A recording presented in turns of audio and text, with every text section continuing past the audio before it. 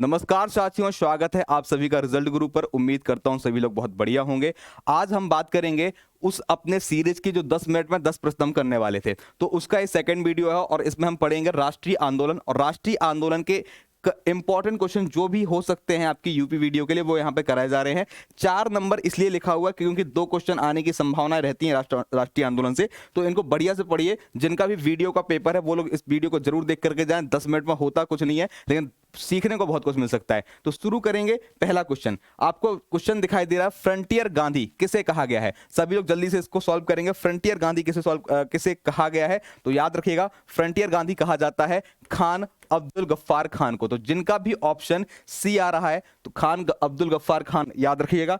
गोपाल कृष्ण गोखले कौन थे? ये महात्मा गांधी के राजनीतिक गुरु थे। चित्तरंजन दास वो थे जिन्होंने 1923 में नेहरू पार्टी बनाई थी, ठीक है, क्या बोलते हैं, स्वराज पार्टी बनाई थी। अबुल कलाम आजाद अध्यक्ष रहे हैं बीच में कांग्रेस के अधिवेशनों के। अगले क्वेश्चन की हम बात करेंगे। निम्नलिखित में से कौन सा गीत महात्मा गांधी को इतना प्रिय था कि उन्होंने लिखा था, यह अकेला गीत मुझे प्रोत्साहन एवं बल देने में पर्याप्त है यदि मैं भगवत गीता को भूल भी जाऊं। ध्यान दीजिएगा, आपको लग रहा होगा कि ये प्रश्न बड़ा है, लेकिन यूपी ट्रिपल एससी वीडियो के एग्जाम में ऐसा प्रश्न पिछले वर्ष पूछा गया था, स्टेटमेंट वाला, इसलिए ये प्रश्न आपके लिए डाला गया है। तो ध्यान दीजिएगा, वैष्णव जन तो तेने कहिए, वैष्णव जन तो तेने कहिए एक लाइन है, और ये लाइन गांधी जी ने बोली है किस चीज के लिए, कि भगवत गीता ना भी सुन पाऊं या भगवत गीता भूल भी जाऊं तब भी ये गीत मुझे बहुत ज्यादा एनर्जी देता है। अगले हम क्वेश्चन की बात करेंगे। इंडिया डिवाइडेड बहुत बार पूछी गई पुस्तक है। इंडिया डिवाइडेड पुस्तक निम्न में से किसने लिखी? जवाब दीजिएगा। इंडिया डिवाइडेड पुस्तक के बारे में बताइएगा। तो ध्यान दीजिएगा, डॉक्टर राजेंद्र प्रसाद के द्वारा लिखी गई पुस्तक है। डॉक्टर राजेंद्र प्रसाद जो कि हमारे भारत के पहले राष्ट्रपति हैं, डॉक्टर राजेंद्र प्रसाद के द्वारा लिखी गई है इंडिया डिवाइडेड पुस्तक, याद रखेंगे, ठीक है। चलिए अगले क्वेश्चन की हम बात करेंगे। अभ्युदय समाचार पत्र, अभ्युदय समाचार पत्र से संबंधित है कौन?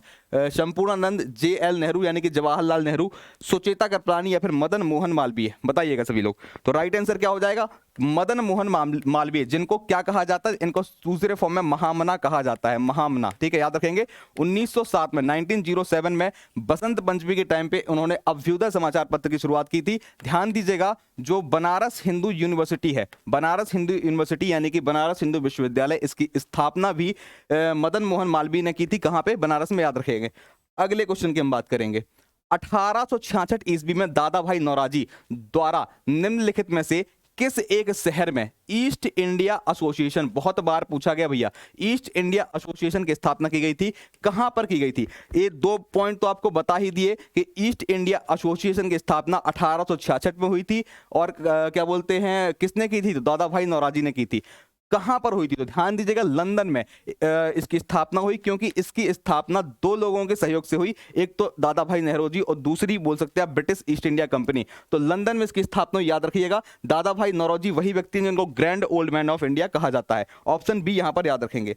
अगले क्वेश्चन की बात करेंगे। निम्नलिखित में से कौन सा नेता नरमपंथी नहीं था? नरमपंथी इनमें से कौन सा नहीं था? तो ध्यान दीजिएगा, बात करेंगे हम गोपाल कृष्ण गोखले, ए.ओ. ह्यूम जिन्होंने कांग्रेस की स्थापना की है, ठीक है, या फिर बात करें सुरेंद्र नाथ बनर्जी, इस सारे के सारे नरमपंथी नेता थे। गर्मपंथी नेता नहीं हुआ करते, लेकिन नरमपंथी नेता थे। ऑप्शन क्या करेक्ट हो जाएगा? लाला लाजपत राय, लाला लाजपत राय बोले, या फिर हम बाल गंगाधर तिलक बोले, या विपिन चंद्र पाल बोले। साले तीनों के तीनों यानी कि लाल बाल पाल कौन हुआ करते थे? गर्मपंथी नेता थे, यानी कि नरमपंथी नहीं थे। तो ऑप्शन ए करेक्ट हो जाएगा। नेक्स्ट क्वेश्चन की बात करेंगे। निम्नांकित में से किस अंग्रेज गवर्नर जनरल के समय 1911 में 1911 में भारत की राजधानी कलकत्ता से दिल्ली स्थानांतरित करने की घोषणा की गई थी? सभी लोग जवाब देंगे। राइट आंसर क्या होगा? आपको मालूम होना चाहिए कि 1911 में दिल्ली दरबार हुआ था। कहां पर? दिल्ली में, ठीक है। तो वहां पर जॉर्ज पंचम एक व्यक्ति आए थे इंग्लैंड से, उनके सम्मान में दिल्ली दरबार की घोषणा, दिल्ली दरबार रखा गया था। और उसमें 2 काम हुए थे। पहला काम क्या हुआ था कि जो राजधानी थी भारत की, वो कलकत्ता से दिल्ली स्थानांतरित करी गई थी। और दूसरा काम हुआ था कि जो बंगाल विभाजन 1905 में हुआ था, उसको रद्द करने की घोषणा की गई थी। ध्यान दीजिएगा, उस टाइम पर प्रश्न क्या पूछा गया, उस टाइम पर भारत में वाइसराय कौन था? तो लॉर्ड हॉर्डिंग द्वितीय। यहां पे लॉर्ड हॉर्डिंग लिखा है, लेकिन लॉर्ड हॉर्डिंग द्वितीय समझ लीजिएगा। लॉर्ड हॉर्डिंग द्वितीय उस समय भारत के कौन थे? वाइसराय थे, याद रखेंगे। भारत के वाइसराय लॉर्ड हॉर्डिंग द्वितीय थे, याद रखिएगा, ठीक है। अगले क्वेश्चन की हम बात करेंगे। गदर पार्टी का मुख्यालय कहां था? ध्यान दीजिएगा, उस गदर पार्टी की बात की जा रही है जिस गदर पार्टी को गठित किया था लाला हरदयाल ने और सोहन सिंह भकना ने। लाला हरदयाल और सोहन सिंह भकना। बताइएगा इस प्रश्न का उत्तर क्या होगा? मुख्यालय, हेडक्वार्टर कहां था? तो सैन फ्रांसिस्को में इसका कहां क्या मिलेगा? हेडक्वार्टर मिलेगा, यानी कि यहां पर इस जगह पे इसका गठन हुआ था, याद रखिएगा। ऑप्शन सी करेक्ट हो जाएगा।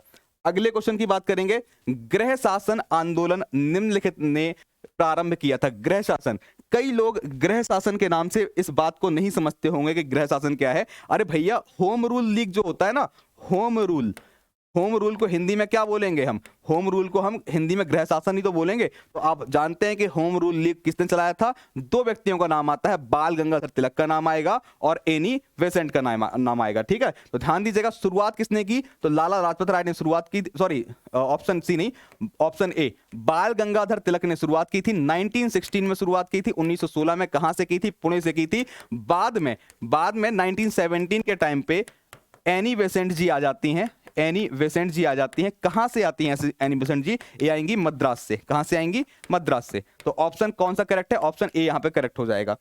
अगला और अंतिम क्वेश्चन है, निम्नलिखित भारतीय नेताओं पर विचार कीजिए। ये चार लोगों के नाम लिखे हैं और प्रश्न क्या पूछा गया? राष्ट्रीय दृष्टिकोण से उनका सही कालानुक्रम क्या है? मतलब कि भारतीय राष्ट्रीय आंदोलनों में शामिल होने का उनका समय क्या है, बताना है। चार ऑप्शन दिए हैं तो हमें ध्यान होना चाहिए। सबसे पहले शामिल हुए इसमें राजा राम मोहन राय। 1828-29 के टाइम पे इन्होंने काफी काम किया। आपने नाम सुना होगा, ब्रह्म समाज की स्थापना करना, सती प्रथा का अंत करवाना, ये राजा राम मोहन राय के काम थे। ठीक है, तो सबसे पहले टॉप पे तो आएंगे। ठीक है, सेकंड नंबर पे आपने सुना होगा 1866 के टाइम पे एक्टिवेट रहे हैं, 1893 के टाइम पे एक्टिवेट रहे हैं। ठीक है, तो सेकंड नंबर पे कौन आ जाएंगे? पहले के बाद आ जाएंगे दादा भाई नौरोजी, 1-3। इसके बाद आपने सुना होगा मोतीलाल नेहरू, यानी कि जवाहरलाल नेहरू के पिताजी थे। ठीक है, तो मोतीलाल नेहरू इसके बाद एक्टिवेट हो जाएंगे। ठीक है, तो 1, 3, 4 और लास्ट में आ जाएंगे गांधी जी, क्योंकि गांधी जी पहले क्या कहाँ थे? दक्षिण अफ्रीका में थे। 1950 में जब भारत आते हैं तो उसके बाद धीरे धीरे वो राष्ट्रीय आंदोलनों में क्या होते हैं? एक्टिव होते हैं। तो 1, 3, 4, 2 जहां पर होगा ऑप्शन बी में है, करेक्ट हो जाएगा। 1, 3, 4, 2, option B is the right answer. Clear हो गया? तो बी जिनका भी है करेक्ट उत्तर हो गया। तो ए आज के कुछ क्वेश्चंस थे। उम्मीद करता हूं कि सारे क्वेश्चंस का जवाब आपसे बन गया होगा, समझ में आ गया होगा। यदि आपको हमारा वीडियो पसंद आया है तो प्लीज हमारे वीडियो को लाइक कीजिएगा, शेयर कीजिएगा, कमेंट कीजिएगा और प्लीज सब्सक्राइब करना मत भूलिएगा। थैंक यू सभी को। उम्मीद करते हैं आप सही रहेंगे, बढ़िया रहेंगे, बढ़िया तैयारी करेंगे। फिर मिलते हैं। जय हिंद।